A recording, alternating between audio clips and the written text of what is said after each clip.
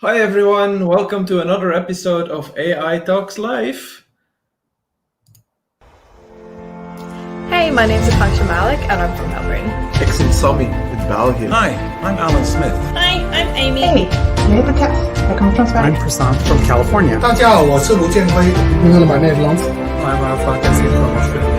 Hi, I'm Jennifer Marsman from the United States. Hi, I'm Akita Gupta from India. Hi, I'm Matthew Renton from the USA. I'm Joseph Fizak from California. Hi, Midi Eddie Daoud from Ghana. Hi, I'm Ana Famana. Merhaba, ben Türkiye'den Daron Yönden. Hi there. Hi. Hi. Hi.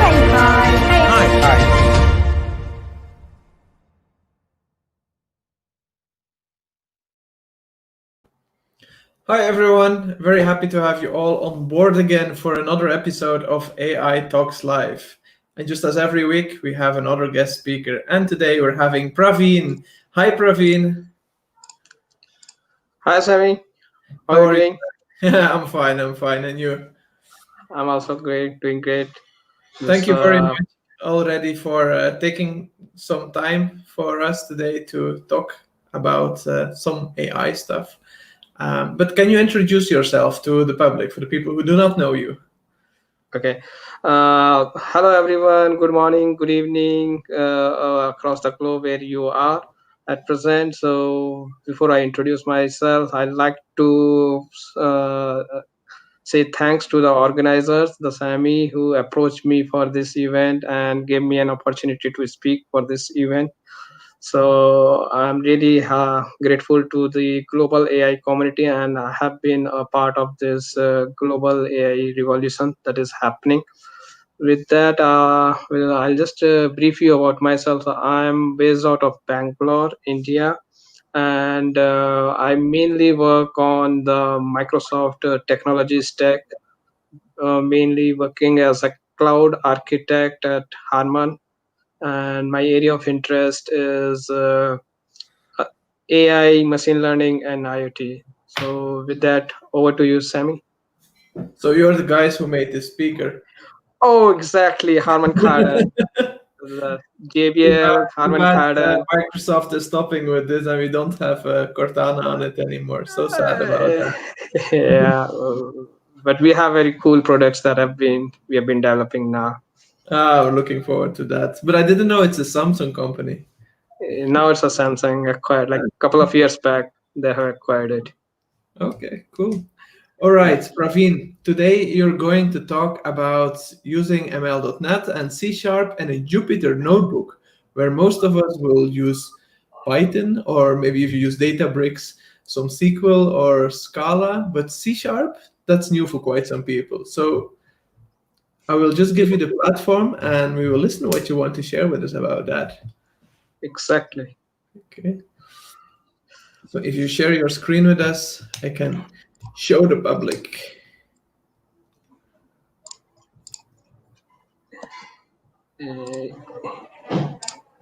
Okay. Can you see the screen now? Yes, I see myself. So you can go to your slides now. Okay. Okay. Is the slide visible now? Yeah, perfect. Okay. Thank you, Sammy, for this opportunity. And I've been following this global AI community for the past 1 year, and I see a lot of exciting talks happening over this. These are very lightweight talks, but very informative talks, I would say.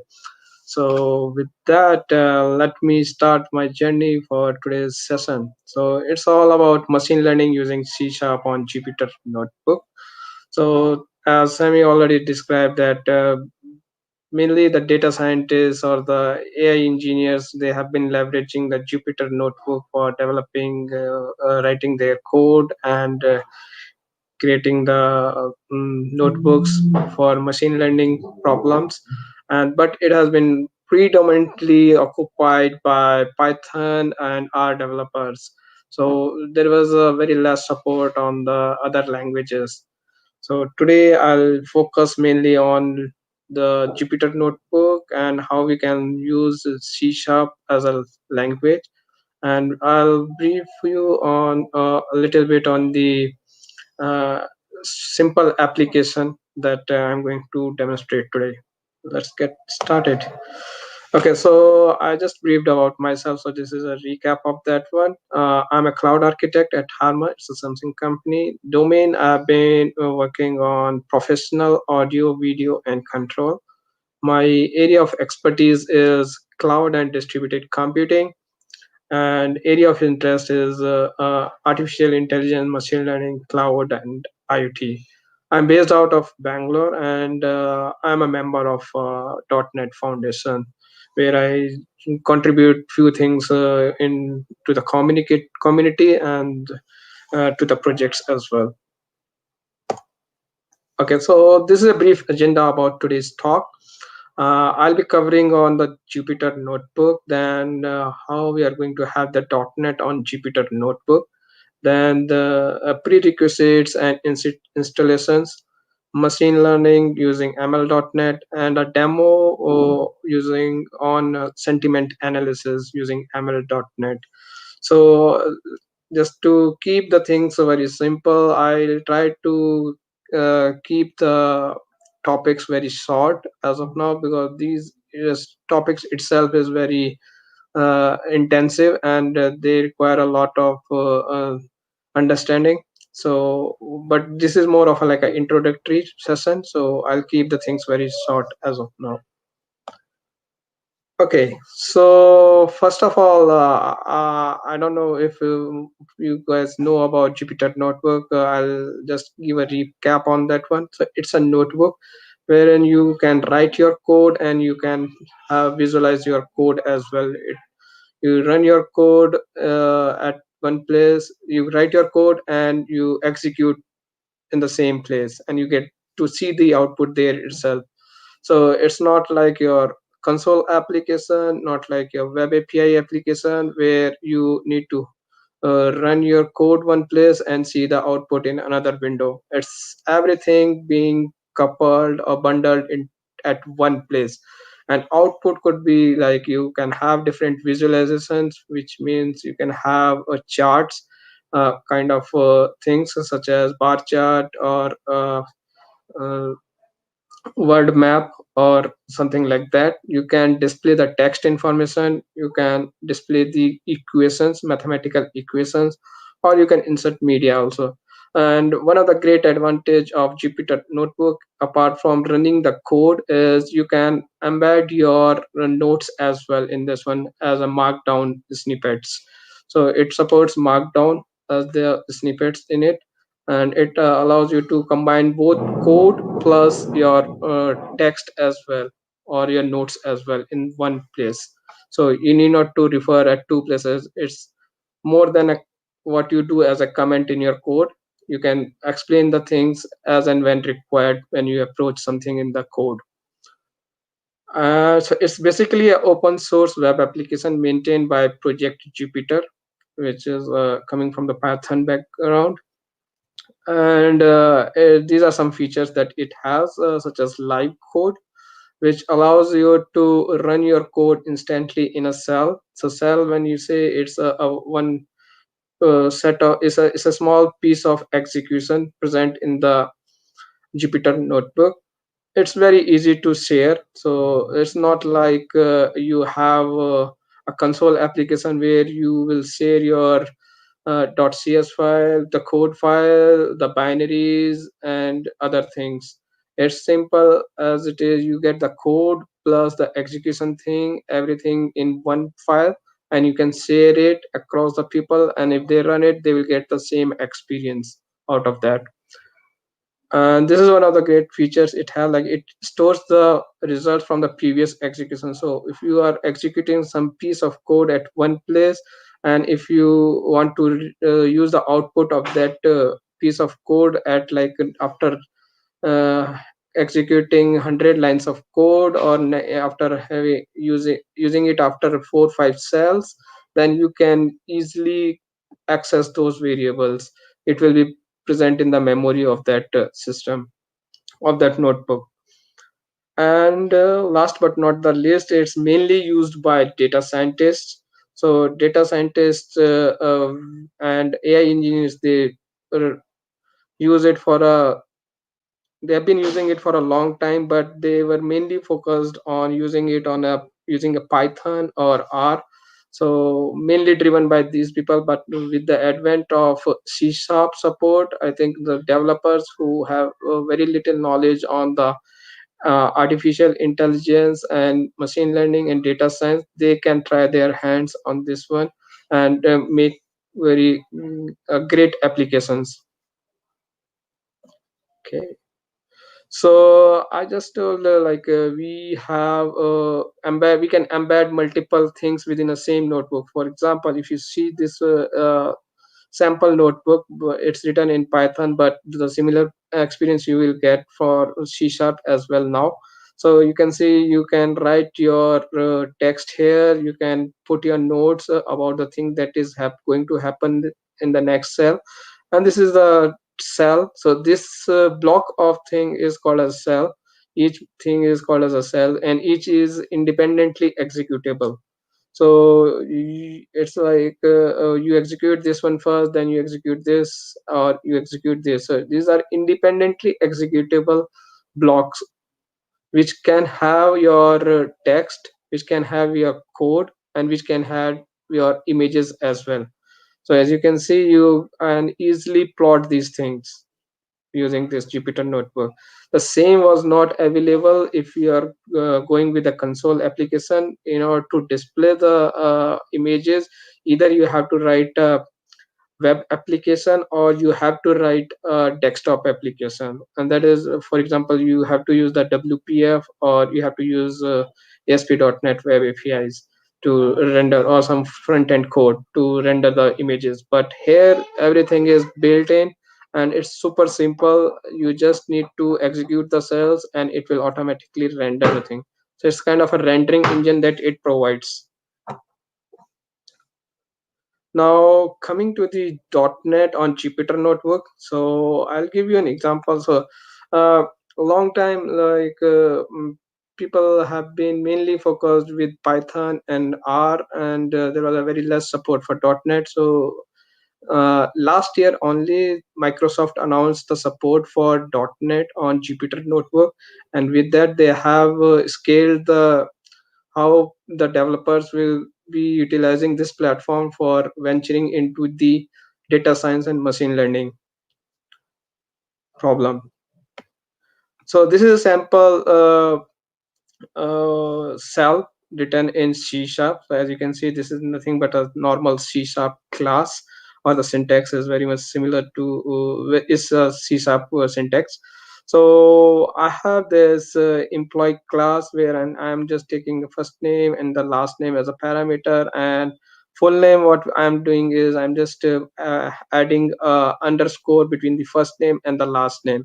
So this is how you declare your class inside a cell, and once it is declared, it will be available for future cells present in the notebook. So, and this is how this is really like how we create an object of that one. So I'm creating a employee object with my name, and this is something display the API that is provided by .NET on Jupyter Notebook. It's very similar to what you have console.writeline or something similar to that one. uh, so what it does, it just display the information or the output of this object. So when I hit this one, I'll get this is the output that is being rendered. So this is the code cell which contains the code, and once you execute this one, you get the output below to that cell. So this is how we get the output. So this is pretty cool to see the you can see that you write the code, and as soon as you write the code, you want to test something, you just press shift enter. So the shift enter is the key that allows you to execute this cell. And if you have to do the same thing in a console application, you have to press F5 and you have to see it in the console, the other window that pops up. But here everything is present in the same document. And so there are a couple of prerequisites and installations that is required uh, for this to work on your system. So for example, the first and the foremost thing that is required is the Jupyter itself, Jupyter environment. And the way you can install is using the Anaconda. So if you are not familiar with the Anaconda, is a runtime provided by Python organization, and you can go to their website, install it, and it allows you to install other libraries that you will be utilizing it. For example, you have NuGet packages. The same way you can do pip install and any of the packages that is required. The second thing that is required here is the latest .NET Core version. So currently, I think the latest one is .NET Core 3.1. So better to use the latest one because that will have all the fixes and a good support for this Jupyter Notebook. Now coming to the third one, this is pretty cool. .NET Interactive. So this is the underlying thing that makes it possible for you to run C# on a Jupyter Notebook. This is the core of the thing that is required to run the C#. So this allows you to create a kernel. So when you talk about the kernel is kind of a runtime that is being installed on your machine to run this Jupyter Notebook. So you should, if you are running a Python on a Jupyter Notebook, you should have a Python kernel installed. If you are running a R, then you should have a R kernel installed. If you are running C# and F#, then we need to have this .NET Interactive installed on our system. That is very important. And so these are the two links for that one. One refers to the how you are going, what is .NET Interactive. It tells you about that one. And second one is about installation, how you are going to install it on your system. So maybe I'll take you on this maybe in the end of the slides. I'll take you to these websites, how you can use this one. And this is the last thing, enable the .NET kernel for Jupyter. So if you don't have the .NET kernel enabled in your system, you will not be able to use it. Now I'll touch a brief about the ML.NET. So because we are going to work on a machine learning problem today, it's about sentiment analysis. So what is ML.NET? So it's a framework from Microsoft for developing custom AI ML application. So it was originated in the year 2002 as part of Microsoft research project, which is like 18 years back. And it has been extensively used internally within Microsoft in various applications. So it is like a proven framework that is being utilized within the Microsoft. And it allows you to create some applications that can be leveraged for machine learning problem. So if you look at this picture, it says like you have a easier or less control. So if you want something ready to use, something which doesn't require a customization, or if you see something that is already present and you wanted to make use of that one without making any modifications or much, then you should go with the Azure Cognitive Services. So these are like pre-built AI ready to use platforms which is easily available, but the problem is that they comes with a cost. They are not free. There is a cost associated with these things. So you need to have a Azure subscription. You need to have cost associated with the storage. There should be a cost associated with the compute. So all those things will come under this thing. And the other one is when you want to have a fine control over your custom AI or ML applications, then there is something called the ML.NET that allows you to run it locally without your Azure subscription or anything. Once you are done with the modeling of your machine learning model, then you can just push it to your production environment or some environment in Azure or somewhere else. So it's very much I would say that it gives you a high degree of freedom to create your machine learning applications. You have a lot of things available in this one, that is you can tune it and make it better. So if you can see it here, it says that a harder or full control. When you need more control, you should go with this kind of with ml.net. And this ml.net has been open sourced by Microsoft last year only, and the current version is 1.5.1. And I have been using it for some time, and I find it very interesting and easy to learn. Being a .NET developer, it's very easy to learn and grasp compared to other platforms, so that is on different languages such as Python or R. So these are some attributes of ML.NET. So it's a framework for .NET developers, not for .NET designers or business people. So it's mainly focused for .NET developers. So first one is like build your own. That means you can build your own custom models by writing C# and F#. Yeah. So this is a great thing that it supports F# language as well. And it's mainly developer focused, which means it's ml.net provides just the right amount of productivity and control, whereas it is extensible. It allows you to, so by extensible means you have some predefined models that is present in other frameworks such as TensorFlow or PyTorch or some scikit-learn.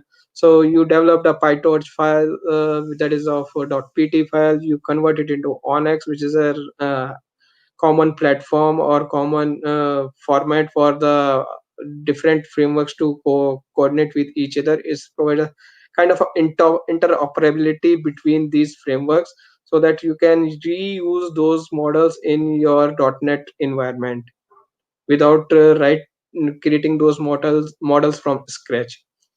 It has been proven, like ml.net has been usually used internally in products such as Office and Bing for years. It's the last but not the least is the open source and cross platform. So it's being open source. There is a good community support. There is a good support on Git channel for this one. And it's a core cross platform. That means it can run on Linux, Windows, or Mac, any of the platforms.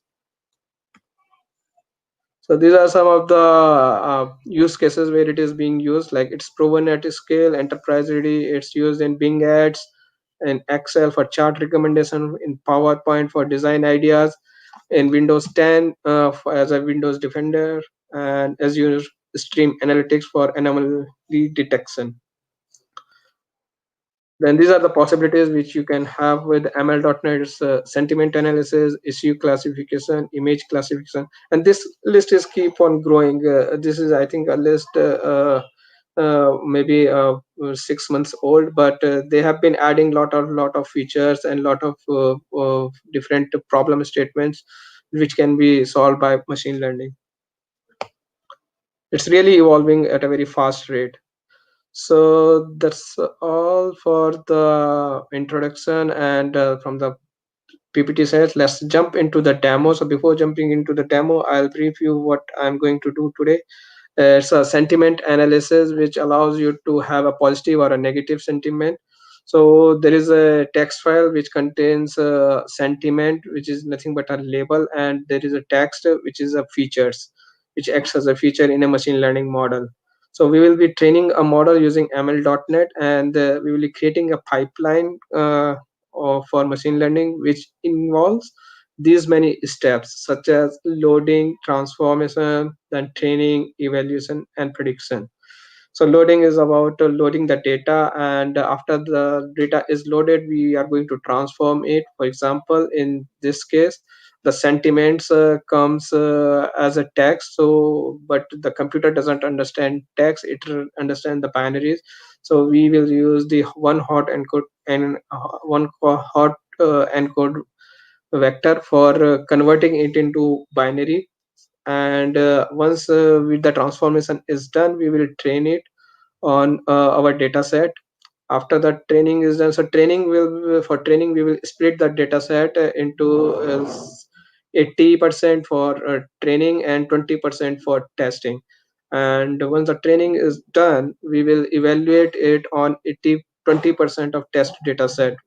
And if we are convinced, okay, this is going good, then we will just make a prediction on a new data set or a new sentiment text, and we will see how it works on that one, which the model has never seen.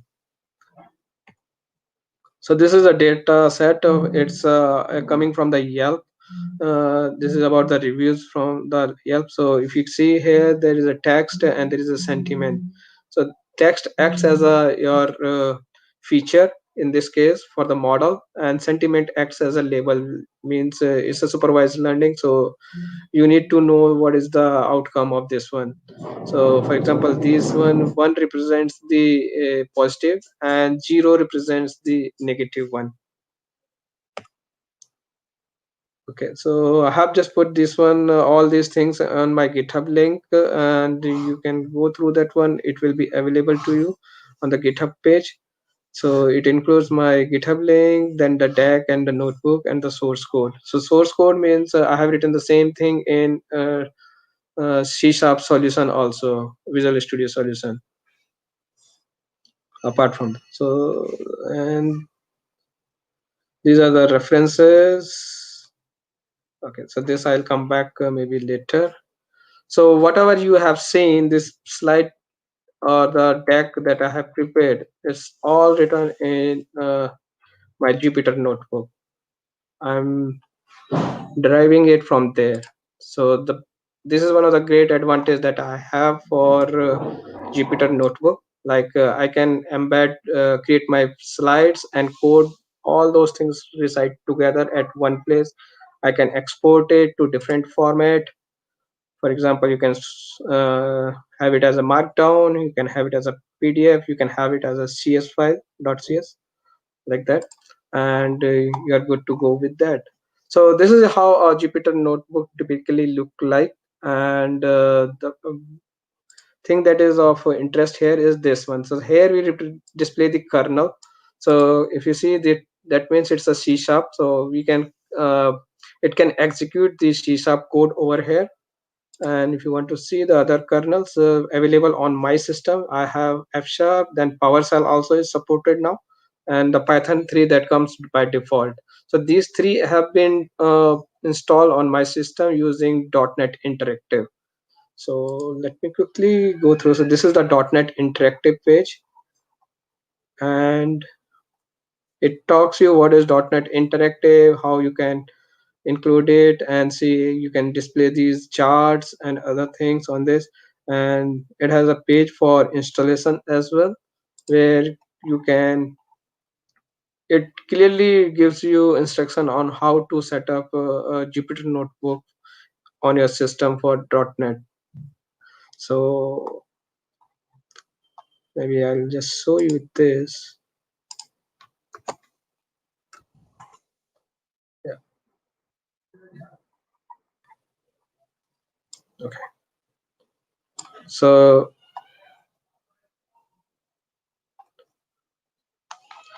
if I write, I'll see .NET Interactive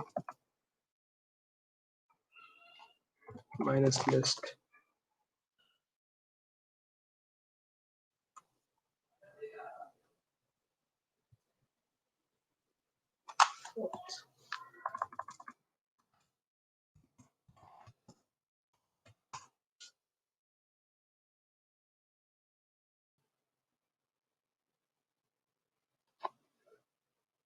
Anyway, I'm missing that command, but the way to install is this one. This is a command, and you want to see the Anaconda.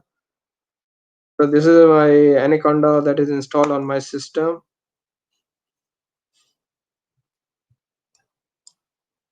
And you can see what are the kernels available on your system. If it is not there, you need to install it like this. So it's the same thing that we saw it on our Jupyter notebook. It will display the same, all those kind of like C#, F#, PowerShell, and Python. But this is a prerequisite for your Jupyter notebooks. So better to use Anaconda. There may be some other things available, but I prefer using Anaconda. It's very clean and simple. other things may mess up in your system. So I would highly recommend using Anaconda for this. Okay, so this is about the installation and the interactive thing. Now I'll move on to the notebook.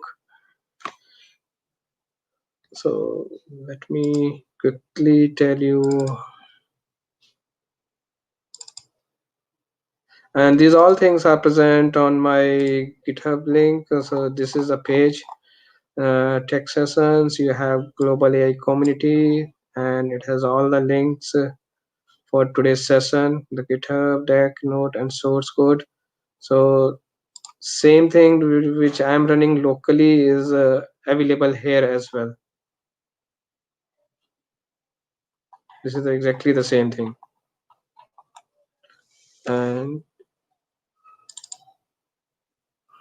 so this is how it looks like in a normal Visual Studio solution. So for this, you need to have a Visual Studio first, or you need to run it on VS Code or something like that, and you need to wait for your console application to come up. So, but that's like if you want to just test a piece of code within your thing, you can't do it. You have to run the whole code to see the output. But here you can just run a small piece of code compared to the full thing. So let it open in the background. I'll move on to this. So this is how I've created these slides. And for slides I have used there is a package called as Rise. Yeah, Rise. This is the package that I have used. So you can just install and you can select this. It's a slide, it's not a slide, like that. Simple. So okay, so this is the code that I had, and the way you run it is either you run it through this, so it takes you to the next cell. Each cell is executed independently. So this is my employee class that does uh, uh, example that I had shown. And one cool part is like this, you can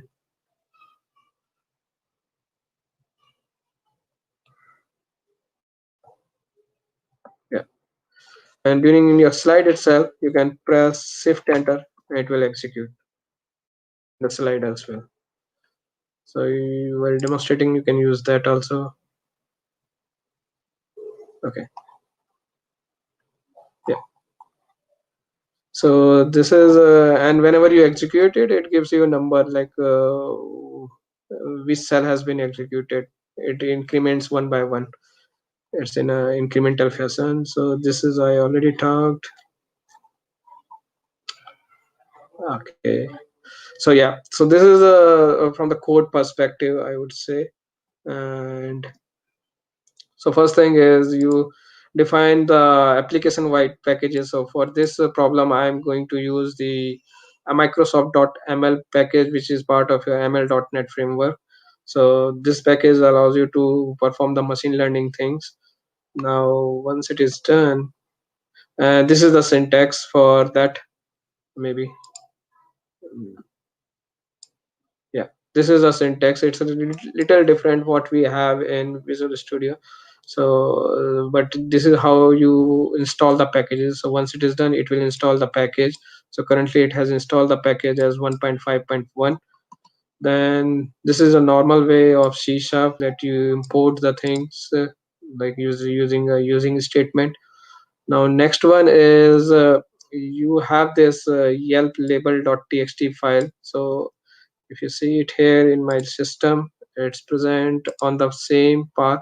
So this is the place where I have this IPython notebook. So the extension for Jupyter Notebook is IPYNP, which is nothing but IPython notebook.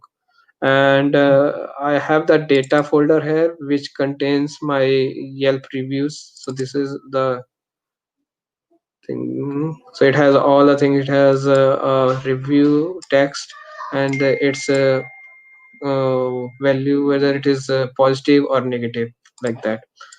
So and this my new Jupyter notebook is accessing that one. So I'm trying to say which path it is in. I'll run this. Okay, I need to install the packages.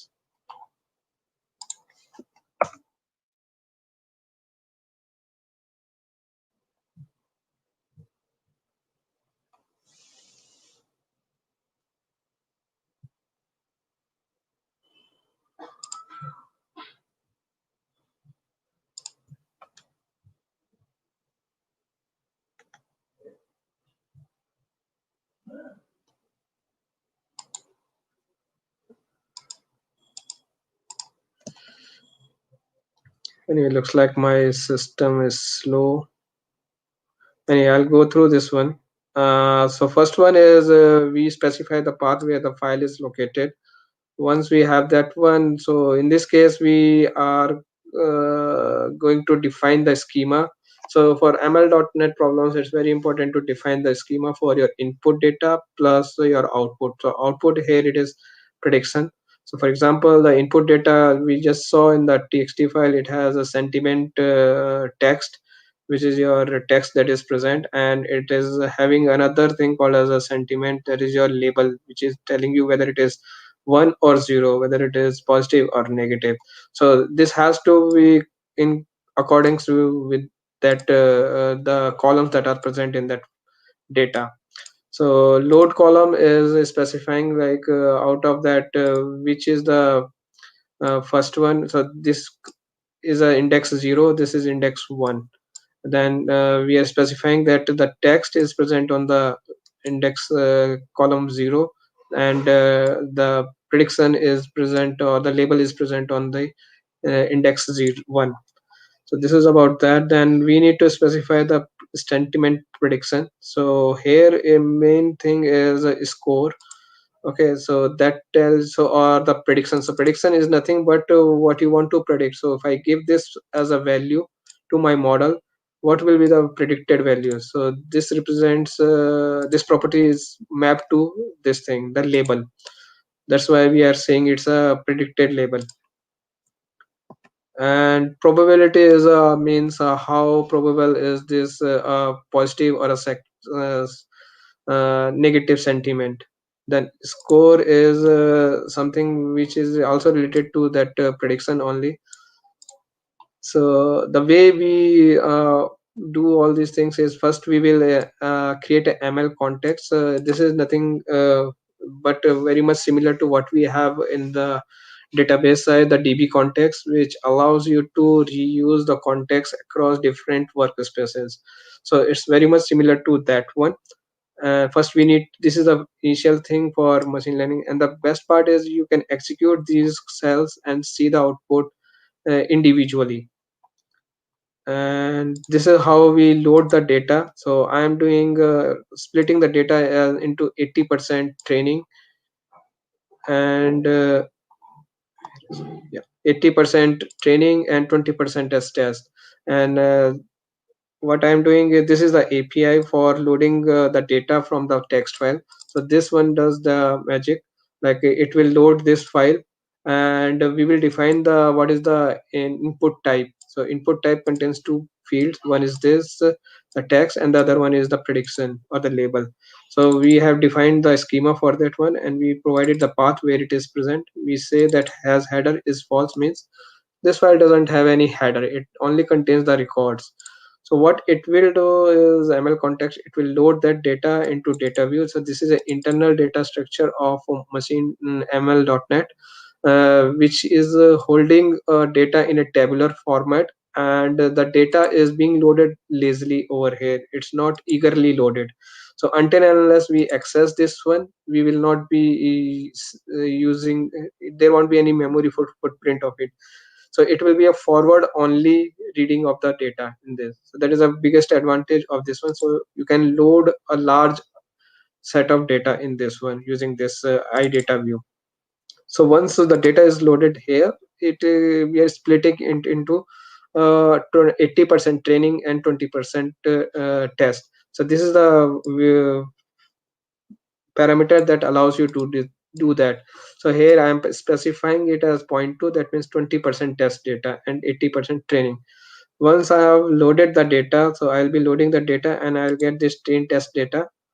what I will do is are done with the data. Now we need to transform the data and choose the algorithm. So featureized text, it allows you to tell which are the features that is present here, and what will be the input column name. So input column name here, it will be, we will be giving this one, and we are going to predict this one.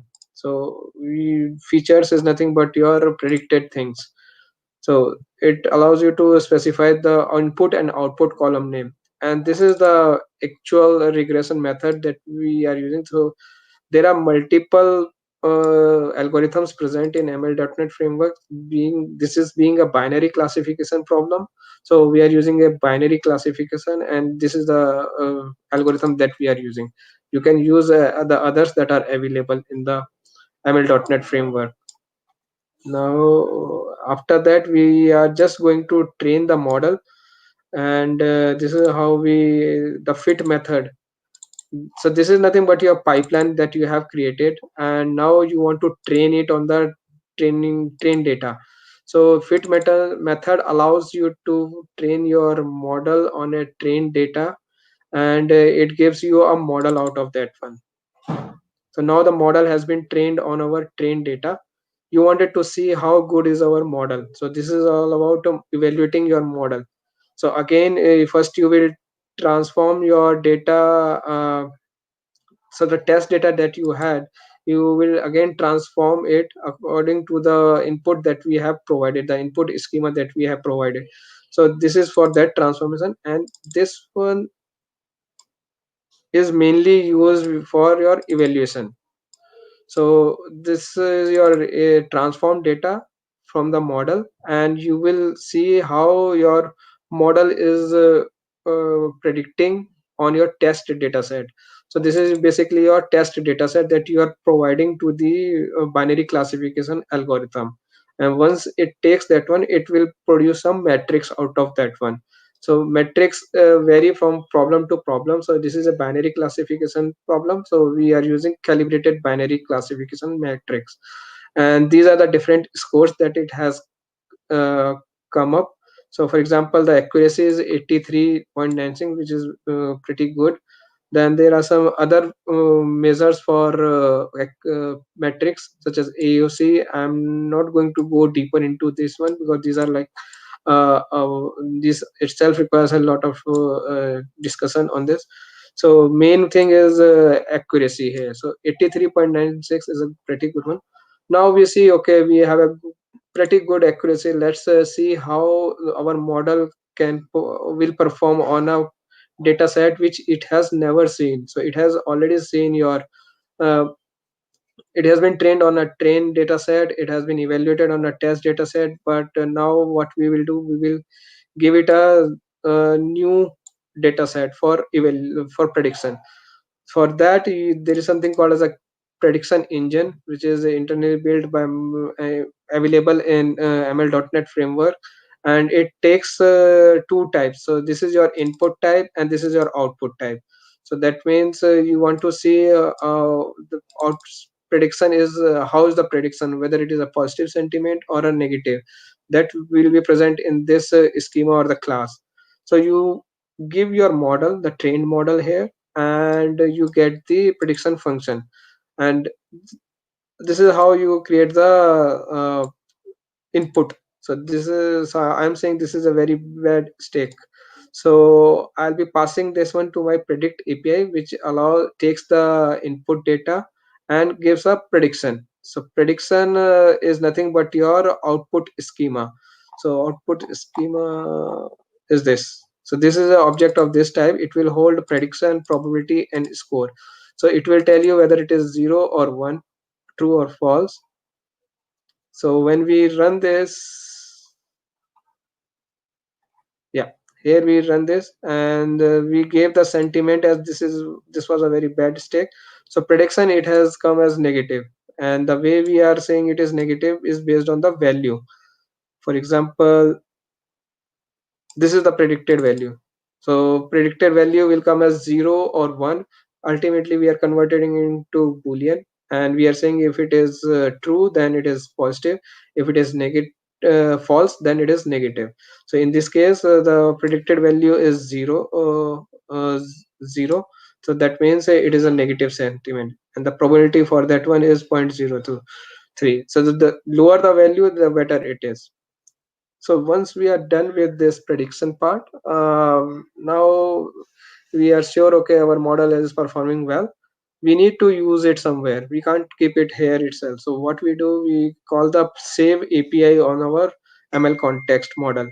What it does is it takes the model, and you specify the file name. Once it runs there, it will generate a zip file which can be used in your web API, in your console application, or as your function, or as your web app, any place. So you there is a set of instructions how to load that one. I'm not going to cover that one today because of the time constraint, but this is how the file gets generated.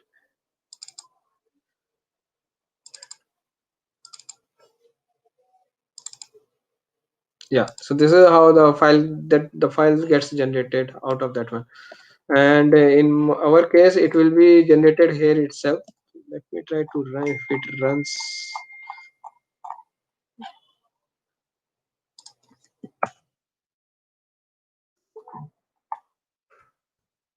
Okay. This time it has run. You can see this is the source path where the file is located, and I'm pressing. So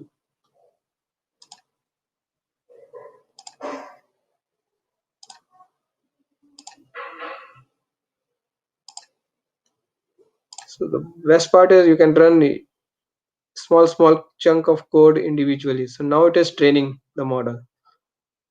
So once it has trained, now it has trained, we are going to evaluate it. It gives the similar thing. We're going to make a prediction, and we are going to save, display the prediction. We are going to save it. So once it is over, see, the file got generated just now. Okay, and just to experiment the thing, let me convert it into a good sentiment. So you just make this change, run it again, and everything is back to normal. See, it has changed from negative to positive with this probability. So the model is working pretty well over here. And these are my notebooks and deck. This is about .NET Interactive. Then this is some tutorial. Then Rise is for your PPT. And with that, these are the ways you can connect to me. And also, I'm running an unofficial Telegram group for ML.NET enthusiasts. Feel free to join it. So with that, I'll pass on to Sammy. I think that's all I have for today. Cool. Thank you very Thank much, you. Praveen, for this session. We don't have any questions yet from the public.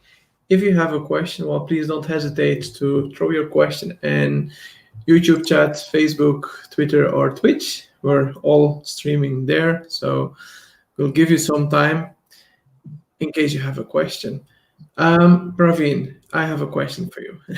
Yeah, please. You are a data scientist.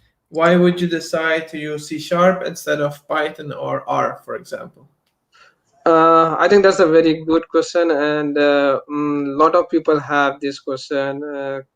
So I'll brief you about my background. So I started my career with C++, VC++, MFC, then moved to C# and Web API. So predominantly my experience is in C# Okay. as a language. So I try to learn the artificial intelligence and machine learning by learning Python. So the problem that I faced there, I was struggling a lot in terms of the syntax rather than solving the problem or the business use cases. So that with this ML.NET, it has motivated me to focus more on solving the problem rather than struggling or juggling with the syntaxes that is present in Python or some other language. So that was a motivation for me. I think it's a bit the same for me. Like if I'm working on Databricks and I use Spark, then I love to use Spark SQL because I have a BI background, so I'm used to writing SQL statements instead of writing it in Python or in Scala. So I understand how you feel. It's just what Exactly. background. It's easier to start up with ML.NET and learning a new language and start writing Python or R or Scala. Cool. Yeah, the more focus would be on the algorithms rather than on the language. So we should understand how things work Yeah, rather than true. spending time. Yeah, and I'm sure there are certain things that will not be possible in one language but possible in the other, and vice versa. Correct. You're Yeah. absolutely correct. Okay. Any projects that you've done with ML.NET that you can tell us something about? I'm not done as a large project. Maybe I've been trying few things internally only. So mainly, yeah, maybe I can share you one thing. So it's from my. If people are interested, they can get a deep dive or the real use case of Jupyter Notebook and exploratory data analysis as well as machine learning. I've written an article on Dev. It's about COVID-19 analysis using C# Jupyter Notebook, and so maybe yeah, that's somewhere. So if someone wants to have a look into this one, they can go through this one. So I was one of the speaker for virtual ML.NET event that happened a couple of months back, and it was mainly focused on ML.NET. So I just put all the things that I learned and I used for that one. So this is something that was quite new to me, the COVID-19 data analysis. So for example, here I'm just displaying the charts. This is explaining the things. So this is how this is a data frame is a new API from Microsoft to display the things in a tabular way and make use of the data frame. It's very much similar to Python, and I have explained what is the difference between data frame, data view, then ML.NET. And these are the visualizations that I created out of that Jupyter Notebook. So everything is coming, these charts are coming from your Jupyter Notebook. Then, yeah, so this was about the introduction. Then here I mainly focused on the exploratory data analysis, how you load a CSV file and represent it in. So this is also on that one. So same C# code, everything I've been using for this. So this is a little extensive one. So if you need to understand the things here, you can just refer this one and get things working. So C# everywhere, C#. It's pretty cool. Then data cleaning, various aspects of you can say. So this is how I'm running this code. This is a code and it is generating the output like this. And the best part is in this one word confirmed cases. You can have that also. Yeah. But Okay. and the last thing is we did the activity for sentiment analysis. I did a prediction on COVID-19 data set for predicting how the number of confirmed cases will be there for next 7 days. This is I have explained it here very well. So it's also very similar to that. So first I did a plot on the existing data set like this one, and this is for the ML pipeline, and this is for the next 7 days. So this was the value that I got for next 7 days, and the chart I have plot for next 7 days. It will be in a very growing manner itself. How it was coming earlier, it will be in that manner. So this is about time series prediction. I think So for this sure, will if be a you good want to, start. yeah, it's a very nice article that Praveen wrote on dev.net TO. For sure, you can find if you look up for COVID-19 EDA and ML.net, you will find it back. Yeah. And one other question: performance-wise, have you done any tests already? One language compared to the other, if C# is faster, for example, than writing it in Python or anything? Yeah, so there was a study that I think if you have attended .NET conference recently, so it talks about the improvements and the way it is faster compared to Python, because Python is there in the ecosystem, but it's not that much enterprise ready, you can say. Within the enterprises, still people prefer to use .NET or Java, C# or Java compared to Python. So Python is mainly used by the startups, not by the many of the large corporations or enterprises. And ML.NET, there was a white paper on that one, which has a study on how it has performed compared to Python, and we could see that it has performed pretty well in some of the cases compared to Python. Okay, nice. Yeah. Praveen, thank you very much for your time and for your talk today on the AI Talks Live. We're very happy to have you today. But of course, next week we have another talk. Next week we'll be having Gary Pretty. He's a Microsoft employee who works as a Microsoft engineer in the bot framework, who works on the bot framework project. So he will be able to tell us about the new things that are coming, maybe, or maybe he will talk about Composer. Actually, we know it's about bots, and that's going to be, we still need to confirm the exact topics, but more will come soon. Just follow us on Twitter at the Global AI Community, and you will figure out the latest details on that. So with that, we thank you for watching. Thanks for joining us today, and we hope to see you next week. Bye-bye.